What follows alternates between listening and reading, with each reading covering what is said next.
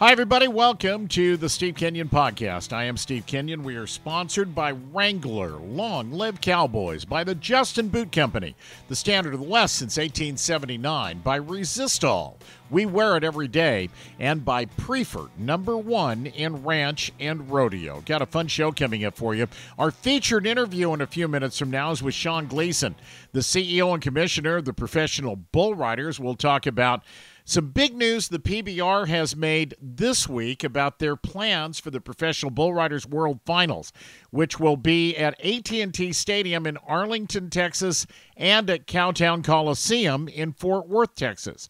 The fun will start at Cowtown on May the 9th and wrap up at AT&T on May the 18th. Sean will tell you all about their World Finals this year, and the PBR encompassing one of the largest sports venues in the world and one of the smallest and most intimate, and we'll get all the details on that coming up. We'll hear from Shane Hanchey. He has qualified for another opportunity to win the American, this time maybe the $1 million variety of check, and we'll kick things off in just a couple of minutes with the lady who has done really well at the San Antonio Stock Show and Rodeo so far in the barrel racing event. You will hear from barrel racer Shelley Morgan coming up in just a couple of minutes here on the Steve Kenyon Podcast. I want to say thank you to Unbeatable Feeds. The Unbeatable forage-only feeds are really kind of sweeping the country, to be honest. We feed it to our horses. They love it.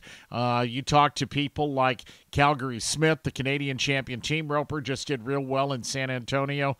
You talk to Haven Medjid and Shelby Beaujolais. You talk to a whole slew of endorsees. Caleb Driggers, the world champion team roper. They'll tell you, but more important than the folks who endorse the product are the folks who just use the product. And Unbeatable is across the country. You can find it at Tractor Supply stores and multiple other locations. If you're looking for a dealer near you, just click on the dealer tab at unbeatablefeeds.com. And a big thank you as well to M2 Ranch Jerky. So I want to tell you a story. The folks at M2 Ranch Jerky sent a big box of jerky to me the other day. 4 different species: venison, elk, buffalo, and beef, 6 different seasonings. My favorite, I think, is the teriyaki. It is really, really good. M2 Ranch Jerky's coming to a location somewhere in your neighborhood soon. They're working out the final finishing touches on all of the variety and all of the seasonings. It is just going to, I think, be something you're really going to enjoy if you like jerky. This is true traditional cowboy jerky from M2 Ranch Jerky. And a big thank you to Classic Equine and Classic Ropes, our sponsors and partners on the Steve Kenyon Podcast. Shelley Morgan is an average winner at the National Finals Rodeo. 2022, she won the average over 10 rounds and looked like she was maybe going back to the NFR in 2023. And then she had some health issues with her horse, a horse that she calls Kiss. This mare has done a lot for Shelley Morgan in her career, including carrying her to the NFR 4 times. Well, she just got Kiss back, literally just got her back. Made 1 run in Fort Worth and started off San Antonio with her 2nd run since all that time off, winning the first go-round of the first bracket in San Antonio. I had a chance to catch up with Shelley Morgan to talk about the performance of her great horse Kiss in San Antonio, Texas. Just let's kind of go through the chronology a little bit. Remind me what happened to Kiss and how long she was out. Well, so apparently she had a few bleeding problems last summer, maybe a little bit more than what we realized. And we ended up bringing her home because obviously I don't want anything lung-wise to happen to her. So as soon as we knew it, we brought her home.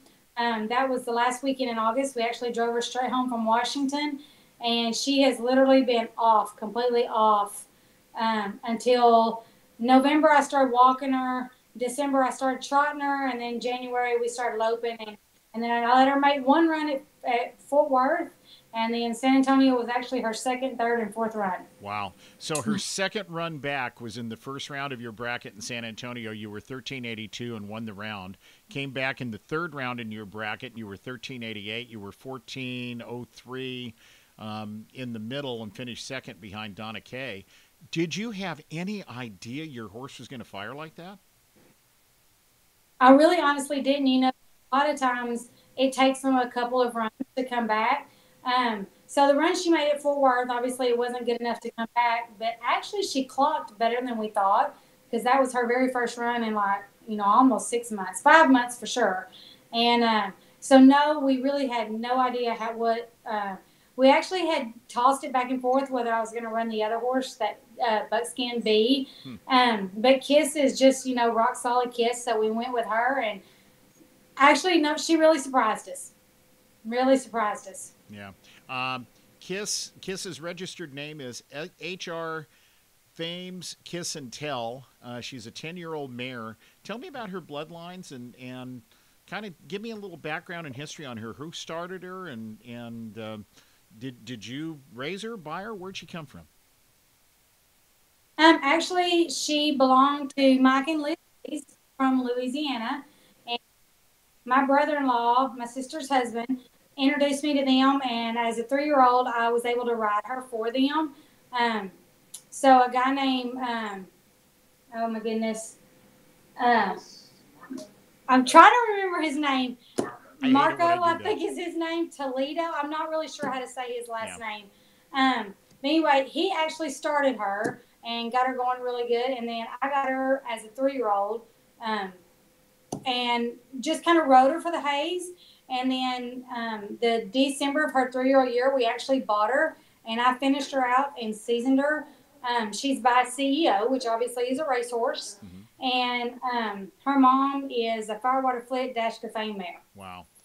You sent me a note this morning about how nice it is to know that everything's healed up on your horse. Whatever little ouches, bumps, bangs, she had a chance to heal everything up. Oh, absolutely. I mean, she didn't have anything wrong with her, nothing like, life-threatening or anything. But, I mean, obviously, Kiss doesn't owe me anything. She has done more than Rex and I could have ever dreamed of. She's opened so many doors, created so many opportunities, done so much. I mean, obviously, I want to keep running her because she's amazing and I love her and it's fun. But if she never made another run, I mean, I would be sad because I love it. But it would be okay, too, because she's done plenty. So it wasn't anything like detrimental, but it was enough to make us stop and let her heal. And yes, I feel like she didn't have any injuries. She just had like some lung problems. But yeah, everything is completely healed. Tell me about running in San Antonio. That's a small arena. Is it comparable? Because it's a basketball court, I guess I feel like I always wonder if it's comparable to the Thomas and Mack. Is it what's San Antonio like to barrel race in? I really feel it's a lot like Thomas and Mack. Obviously, the size of it is a lot like it. The setup is a whole lot like, but for some reason, I feel like it's a little more suffocating in San Antonio. Meaning, like, not in a bad way, but like the people seem like when you're going to the barrels, like they're right there in front of the barrels. Yeah. Whereas I know they are at Vegas too, but I mean, I'm sure I'm wrong, but it seems like maybe the wall goes up a little higher at Vegas. And they're sitting up a little higher, whereas in San Antonio, they're like literally right there in front of you. But, I mean, it doesn't seem to bother her. That's why somebody's like, oh, my gosh, she came around the corner and sent her. Well, she's so big that if I don't get her going, she never gets going. Especially in a small arena like that. Yeah. So my goal, like at San Antonio, is to, like, send her. Just send her, let her get going from the beginning. That way she won't ever slow down. Because everybody knows she's going to find that first barrel. Yeah. You're going back to San Antonio for the semifinals. Are you doing anything with her in between now and then? Yeah, we took her today just to get another little treatment on her lungs, just to make sure they're healing good and everything's still good. And she'll get a few days off. And then starting the end of the week, I'll go back to exercising her. And then early part of next week, we'll just do some walking and then we'll head back. I don't hardly ever do any pattern work on her. Yeah. I just keep her happy and keep her mind good in the pasture. The undertold, but I think really good story coming out of San Antonio in the barrel race in that first bracket was you win the bracket, $7,000. You win 2 out of 3 performances. The performance you didn't win, Donna K. Rule on High Valor, former Horse of the Year, was the winner there, and you were second. Both of you placed all 3 rounds, and both of you were riding horses that are recognized as among the best in the WPRA that had some time off because of injuries. I just think that's a real testament to you and to Donna Kay and to your veterinary care and obviously to those 2 great horses. I agree. I agree. It just like, it shows what time off sometimes they'll do for them. I mean, it just makes them better. Sometimes they just need it, and we as women, when they need it, need to give it to them. I mean, because look what they do for us when they're, feeling good. And I totally agree. In fact, I had asked Donna, we were talking, she's like, yep, bringing Valor back at San Antonio too. So, yes, I agree. It's pretty cool that both the horses that kind of took a break at the exact same time did really good in our bracket. Barrel racer Shelley Morgan, $7,000 in bracket number 1 at the San Antonio Stock Show and Rodeo. 5 performance brackets in San Antonio. They'll crown champions on Saturday night, the 24th of February. Let's talk about the American for a minute. The American Contender Tournament Finals held in Abilene, Texas on Saturday night, February the 10th. The top 5 in each discipline advance on to compete at the American Rodeo, which will be March the 9th, the American Western Weekend, including a big performance horse show, March the 8th. That's all at Globe Life Field in Arlington, Texas. Among the top performers, tie-down roper Shane Hanchey. It paid $15,000 to win the night. You ran 1 calf, rode 1 bull, got on 1 bucking horse.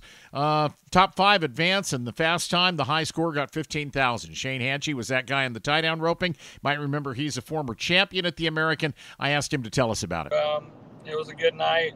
Anytime you can win $15,000 in 7 seconds is pretty cool, but I guess the next step of this process will be pretty cool as well. Yeah. You've won the American one time. Was it 2020, the COVID year that you won the American? 2021. 2021, the year after, when we were all coming back from the COVID thing. You've won the $100,000 once. Now you got a chance at something a little bigger? Yeah. There's so many, obstacles to climb to get to that point, when you're a contender or a qualifier, as they used to say. I never really thought about it, as hard as it is to get to the actual American. Now we've got a lot of them hurdles leaped, and, 2 calves for $1 million. Pretty cool. Yeah. You've already roped 2 calves for $25,000. First at the regional that you went to, and then in Abilene over the weekend. Tell me about Abilene. Tell me about the setup. Tell me about the cattle. Tell me about the run. Yeah, the calves were phenomenal. Shad Mayfield had the calves. First rodeo for them calves. He broke them in at home, and I was 4th roper out of 15. I initially didn't really love my position when they emailed us the working order, but first 3 guys broke the barrier. Calves weren't leaving very good, and that big arena in Abilene. So I knew I needed to stay behind the barrier. If I could make a good run, I could put some pressure on them, and missed the barrier a little bit, but really made a good run down the arena. Probably one of the best runs I've made on the ground, and probably in a year or two, as far as start to finish. It felt really good, and that little horse sure made it happen, and I was really excited that he took it well. And yeah, it's been really good on him this winter. You rode a young horse. One thing about getting to know you, Shane, as I have through the years, you've always, it seems like, got a horse or 2 in the works, but you rode a young 5-year-old.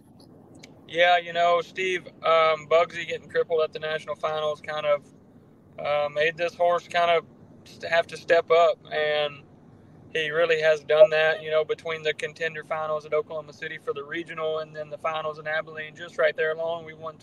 I've won $25,000 on him, and then I rode him at Fort Worth Stock Show and Rodeo, advanced out of my bracket on him, and then he certainly don't act like he's 5 years old when I'm back in there, but he's a 2019 model, and he's been really special for us. We've won over $115,000 on him his 4-year-old year at the fraternities between me and Bo Peterson, and we just left this fraternity and won another $15,000 on him. He's just a special horse. Wow.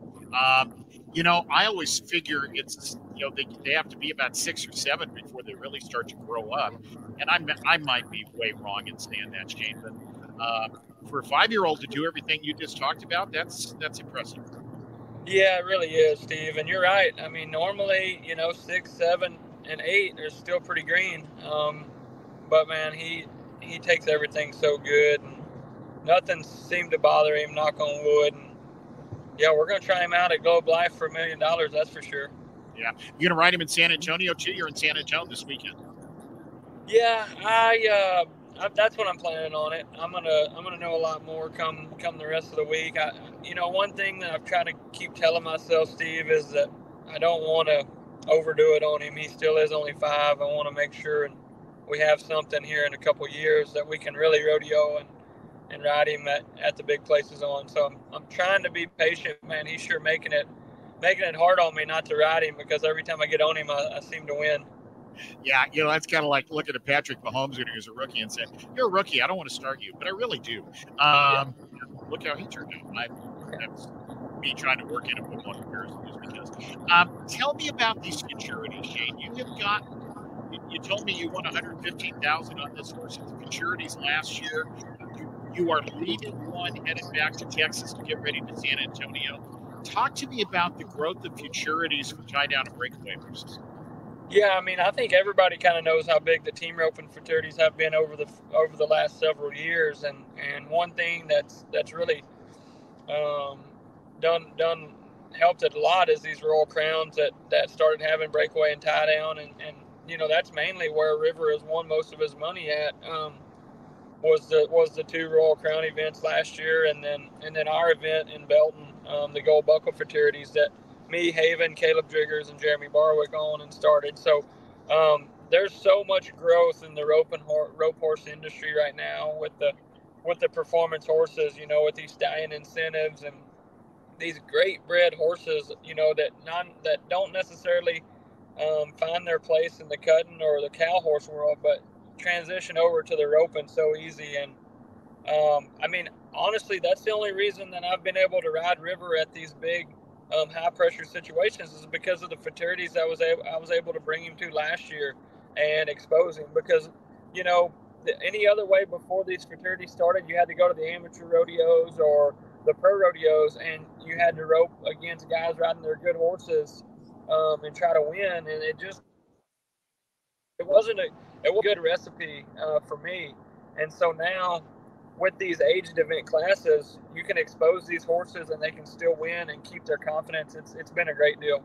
Yeah, and I mean, it seems like a painfully obvious thing to say, but you've got a better, more solid horse sooner as a result, right?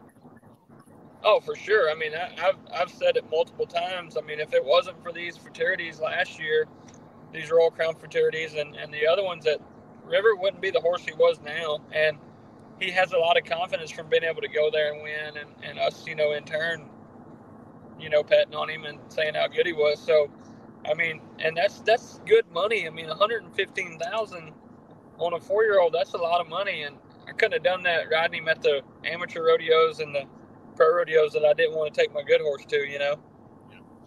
What's it? I told you when we started this, we need to do a whole show just about these futurities. And I promise I'm not going to do a whole show with you right now. But I do want to ask you one more question about it, which is tell me if everything I'm about to say is correct, Shane. The tie-down roping horse market and the breakaway roping horse market have both changed a lot in the last 3 or 4 years because of the growth of breakaway roping. Your tie-down roping horses now are costing more and are selling for more than maybe they used to be.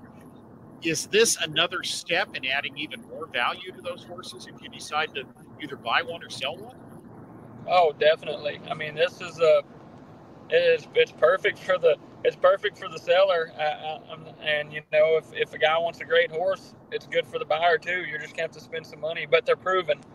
And I think that's what's important about these fraternities is the proof's in the pudding. You get to track the LTE, you get to track, their lifetime earnings, you get to track how much they won in the breakaway and the tie down, and see that the proof's in the pudding. I mean, the horse is on track to win a lot at the fraternities, and then that transitions to the rodeo world and then the NFR. I mean, perfect example, Haven and Little Punch. He rode that horse at the fraternities last year, got some confidence, decided to ride him a few times in the fall and the summer, and what does he do? He blows 2 arena records out of the water in December and ropes better than anybody's ever roped in that building, with an arena record of 6'4", and then the average record he beat me handily, and that, I think, I'm not putting words in Haven's mouth, but I think he would say the same thing. And if it wasn't for these fraternities, Little Punch wouldn't be the horse he is right now. Shane Hanchey, the 2013 PRCA World Champion, tie-down roper, former champion at the American, done real well at the rodeo at the Canadian finals through the years, and now $15,000 richer after his solid performance in Abilene, Texas over the weekend. We're going to take a timeout, come back with our featured interview this week. Sean Gleason of the PBR talks about big plans and new things that they're going to do with the PBR World Finals that start May the 9th. That announcement made this week. There's another big announcement coming up next week from the PBR. Thanks for joining us. This is the Steve Kenyon Podcast. Hey y'all, this is Cody Johnson. When I was starting out in music, most every radio station and venue I went to told me no. At that point, you got two options: tuck tail and quit, or buckle down and fight. Well, I'm a fighter, not a quitter. And that's why I wear Wrangler jeans and shirts. Their toughness and style are legendary. They're an iconic symbol of the West, and there's no quit in them either. Life's not about the destination, it's about the journey. And if I'm gonna enjoy the ride, I'm riding in Wrangler. Wrangler, long live. New styles join our time-tested Justin Bent Rail collection. Like the rugged men and women who wear them, these boots stand for quality, integrity, tradition, and hard work. Straight from our legendary El Paso factory, our expert bootmakers build these boots with features that would make even the earliest cowboys proud. Outfit yourself today with a Bent Rail collection by Justin. Cowboys. Unbeatable Feeds' new forage-only feeds are sweeping the country. Unbeatable Feeds' new forage-only blend features 3 simple ingredients: alfalfa, beet pulp, and flaxseed oil. Unbeatable Feeds' forage-only feed is clean and natural, high energy, low sugar, and easily digestible. Where can you find Unbeatable Feeds? Tractor Supply Company all over the country. Baumgart's, Runnings. You can find a dealer near you on the store locator tab at unbeatablefeeds.com.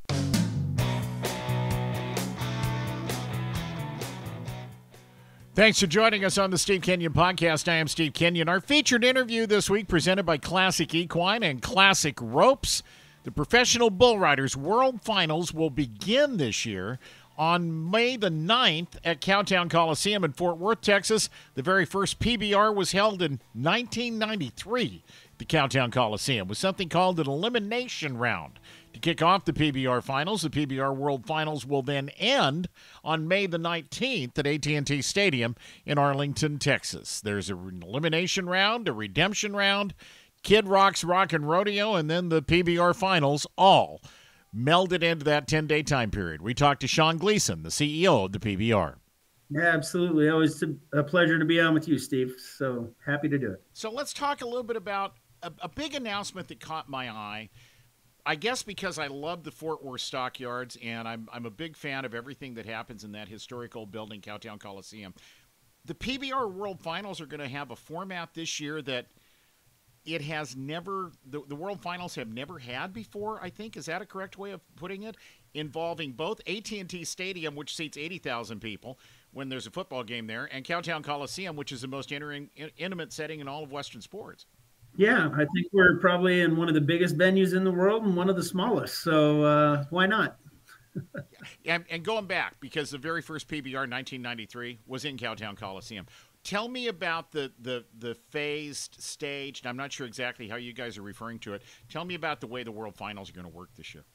Yeah, well, we talked about it prior to moving the World Finals to Texas, opted to not jump onto this format. And ultimately, after a couple of years at Dickey's Arena and our involvement with Cowtown, we just decided that this is the right format for the World Finals. So we'll celebrate our champion in 4 grueling rounds at AT&T Stadium, and the fans that are there are going to see the best 20 bull riders in the world battle it out to win that one coveted spot as a PBR world champion. And if you look back at the history of our sport, the World Finals is usually a 20 or fewer man race. And there's a lot of guys that just, they're there, they get on some bulls that night. And, but generally it doesn't change the outcome of the world. It certainly doesn't change the outcome of the world standings, and it doesn't generally change the outcome of the event. So why not put the best 20 guys in the world out twice a day? And that's what we're going to do, Saturday and Sunday. The World Finals will be May 18th and 19th, May 9th through the 12th at Cowtown Coliseum. A field of 45 bull riders 40 from the Unleash the Beast Tour, 5 from the Velocity Tour finals that will have come to an end just prior to that in Corpus Christi, will be competing in an elimination round. How's that going to work? Well, yeah, coming out of those 4 performances that are going to be in Cowtown, it'll narrow the field down to the top 20 bull riders in the world. Well, 15 from the world standings and 5 from the event standings. So anybody can get back into AT&T Stadium if they're having a good run at Cowtown Coliseum, but you'll see the top 15 in the world for sure, based on the standings coming out of those 4 elimination rounds. So guys can move up and down in the world standings and punch your ticket to AT&T, or they can do well at that event and punch your ticket. And then May 15th and 16th, something you're calling the Ride for Redemption, which is going to bring the 25 guys who didn't move on, plus 10 from the team series, and 5 invited contestants. So that's going to be 2 nights of 40 bull riders too. Yeah, a couple more nights at Cowtown Coliseum and 1 more chance to get back in. And those 5 guys that make it to the first day of the World Finals at AT&T Stadium, it's a progressive format. So they've got to ride each of their bulls to keep moving on. If they ride both their bulls on Saturday, they'll go to Sunday, but they got 1 shot at it at AT&T and then they're out. Sean, do you know what it's going to, for the guys, the payoff from the elimination rounds, the payoff for the Ride from Redemption? The PBR has always financially taken really good care of the guys in terms of money that they can make. What are they going to be looking at? Do you have any idea yet, or have you figured that out? You know, don't quote me on this, but I think that the addition of the rounds and everything that we've done, it's added a couple $100,000 to the prize purse that the riders can win this year at the PBR World Finals. It's gone up pretty much every year. We love paying our guys a lot of money. The guys that ride well are going to make a lot of money in that 8-day period, 9-day period. You're not going to get a lot of rest from May 9th all the way to about May the 18th. You got 4 elimination rounds. You've got the 2 Ride for Redemption rounds, the 2 days of the PBR World Finals, and Kid Rock's Rockin' Rodeo right in the middle of all that on May 17th. Yeah, the staff's not going to get much rest, but actually the top 20 guys in the world, once they come out of the elimination rounds, are going to get a week off before they have to come back and ride again. And we also thought that was a really good addition to the World Finals experience overall, so that those guys that get banged up, you know, in 5 or 6 or 7 rounds back to back to back, have a little time to heal up before they come and put it on the line for $1 million.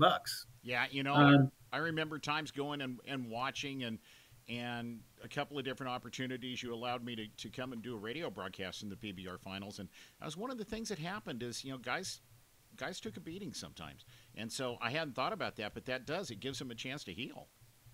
It gives them a chance to heal up from those early rounds and go into that final Saturday and Sunday as healthy as you can be, I guess, when you're a bull rider. But with a week of rest, we think that that's going to put the best in the world on display against the best bulls. And I can't wait for that Saturday and Sunday. It's going to be electric. Yeah. I'm curious as to your thoughts and anything you'd like to share about the evolution of May the 17th, the PBR World Finals, prior to the first performance. Kid Rock, Rockin' Rodeo, you've got Pro Rodeo Hall of Famers as coaches in a unique team format. I've interviewed a couple of the coaches. They're excited about it. I can't imagine with Kid Rock involved, it's not going to be a very loud concert with a rodeo involved as well. I mean, tell me about the evolution of that as much as you can. Well, you know, for years we've been approached from rodeo athletes and others in the business. And the question has always been, is there something that PBR can do for rodeo contestants, much like we've done for bull riders over the years? And, you know, we've never lifted one finger that has ever been intended to harm the PRCA. We love the PRCA. And so we never got involved in the ERAs of the world or anything that's come along. And this one, though, this is different. This is a one-day event. It's a team format event that's based largely on what we've learned about team bull riding and how successful that has been. And so it's a very unique format. We're in AT&T Stadium for the World Finals, so why not make it the biggest weekend in Western sports? A couple of the coaches told me that they're actually setting up, maybe they've already done it by now, going to be setting up the arenas just to make sure they can make the tie-down ropers are going to run at the same time. It's going to be like a drag race. Red light, green light, go. Yep. Fastest, you know, things like that. that has been done, but it's been a really long time. I remember as a kid watching that on TV. It's been a long time since I was a kid. And one of my questions was going to be, has the success of the teams concept in the PBR contributed to you guys wanting to try this team thing? Yeah, definitely did. And yes, we are setting up the arena, full scale model of the arena so that we can test the competition format, make sure safety, which is of utmost importance to us, that any safety issues are addressed before we go in, because this may have been done in the past, but it's never been done at AT&T Stadium in an arena that's got a stage in the middle of it for Kid Rock to rock the house from beginning to end of the night. And we got a lot of other entertainment planned for that evening too, that people will be hearing about, but it's going to be one of the most produced and entertaining events that we've ever put on. Okay. Here comes Steve's stupid question of the interview, Sean, but why is one thing that I think of when I think of the PBR through the years, is the PBR has never stopped moving. You've never stopped moving forward. Innovation is a big part of what you do. You are innovating now by going back to a 116-year-old building that played host to, the very first event, the PBR, to again change and expand and work with that format a little bit at your World Finals. Innovation's a big part of what you guys do. Yeah, innovation, and we think about the competition format a lot. We talk about a lot of those things, and you have to change or you're just going to get stagnant. And there's been a lot of that in the Western sports world, where change has held us back from being able to attract new fans to this lifestyle and to the sport. And but the minute that we moved the World Finals to Texas, and the minute that we started getting involved in the operation of Cowtown Coliseum, because we've updated that building, it's kept its charm, but we've got new video boards and sound in there, and we're going to produce about 200 events in that building this year. And so the minute that we got involved with it, I knew that I wanted to take the PBR World Finals performances to that building. And so we're for those 4 performances, we're going to have to leave a lot of fans on the sidelines. We've got a watch party at Tannehill's, one at the John Wayne Museum, and one at Cowboy Channel Bar. And so we're going to make sure there's a lot of people that can enjoy it in the district that weekend. But we're also on one of the biggest stages in the world for the final 4 rounds of the PBR World Finals. So we're going to make sure that experience in Cowtown is something really, really special. And if I were a PBR fan, I'd want to be there for both weekends, but certainly don't write off the weekend at Cowtown and think that we're going to a small building because we couldn't sell something bigger, because that's not what's going to happen. It's going to be special and unique. There are 2,200 seats in that building, roughly. I announced a rodeo in there last weekend on Saturday night, and to be honest, it had been a while since I'd really had a chance to get the full feel of everything inside that building since all of the upgrades have taken place. And y'all did a nice job of giving that old monument to the world of Western sports a pretty nice facelift on the inside.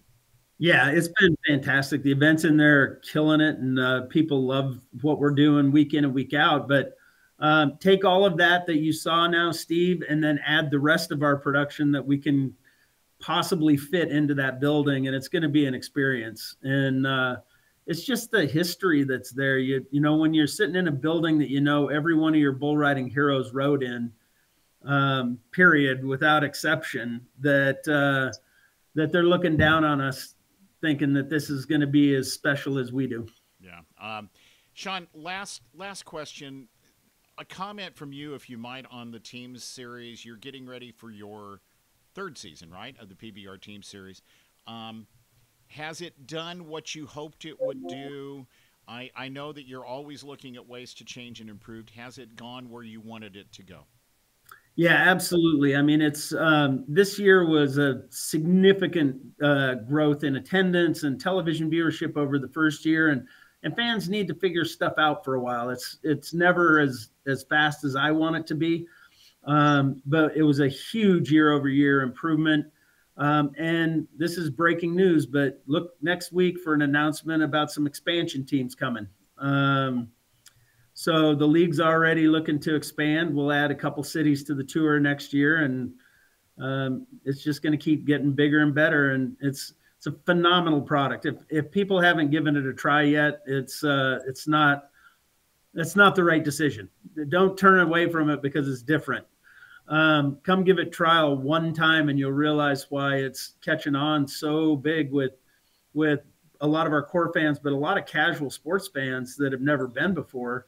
And it's just because every single ride matters. The guys are into it. The riders love being on these teams, and it's just a great product. And if you don't like it, then don't watch from July to October, and we'll be back in November. Yeah. So next week, news about an expansion opportunity or two. I can't wait to hear that. Yeah. That's yeah. Cool. Awesome. Sean, I appreciate your time. If folks have, I'm assuming that this is the way things are going to look starting somewhere around May 9th. If you have never been in Cowtown Coliseum when a big event, or in Fort Worth in the Stockyards, when a big event has taken over Cowtown Coliseum, the whole place changes. And I've got this funny feeling you guys are going to kind of take over and the whole place is going to change.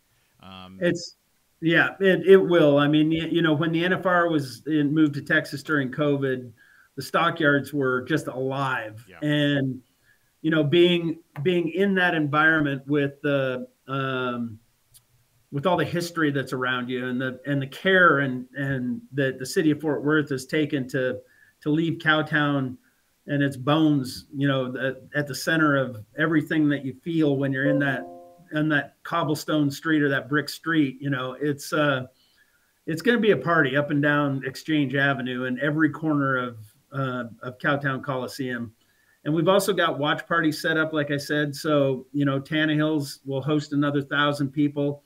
Flint Rasmussen is going to host that with some special guests. And so it'll be a unique experience for the finals in and of itself. And we're actually selling the tickets as packages, one night at Tannehill's and one at Cowtown. And so we're going to have something for everybody to do, and people are going to have a good time. PBR.com for all the information. Sean Gleason, the CEO and commissioner of the Professional Bull Riders, I genuinely appreciate your time. I cannot wait to hear where the expansion teams are going to go for the team series next week. Sean, thank you, and continued success. I know that this few days in Fort Worth at the Stockyards, and then the big event starting with Kid Rock's Rock and Rodeo, and then on to the PBR World Finals May 17th through 19th is going to be huge at AT&T Stadium in Arlington, Texas. Thanks for your time, Sam. Thanks a lot, Steve. Always good to see you. Did you hear the one little piece of breaking news that Sean dropped into that interview? They're going to announce a new team or two for the PBR Team Series next week. We'll tell you about that next week here on the Steve Kenyon Podcast when they make that news. By the way, there are going to be more frequent podcasts coming. We've got a lot of content. I'm doing a lot of interviews, and I want to share all of them with you. So don't be surprised if there's maybe not a 2 or 3 day run of Steve Kenyon podcasts instead of just every Thursday, starting probably as soon as tomorrow. I'll be in Yakima, Washington at the brand new Sundome Showdown Rodeo this weekend. If you happen to be in the neighborhood, come by and say hi. Thanks to Wrangler, to the Justin Boot Company, to Resistol, to Prefert, M2 Ranch Jerky, along with unbeatable feeds, to the Grandview at Las Vegas. All of them bringing you the Steve Kenyon Podcast. God bless everybody. Thanks for listening. I'm Steve Kenyon.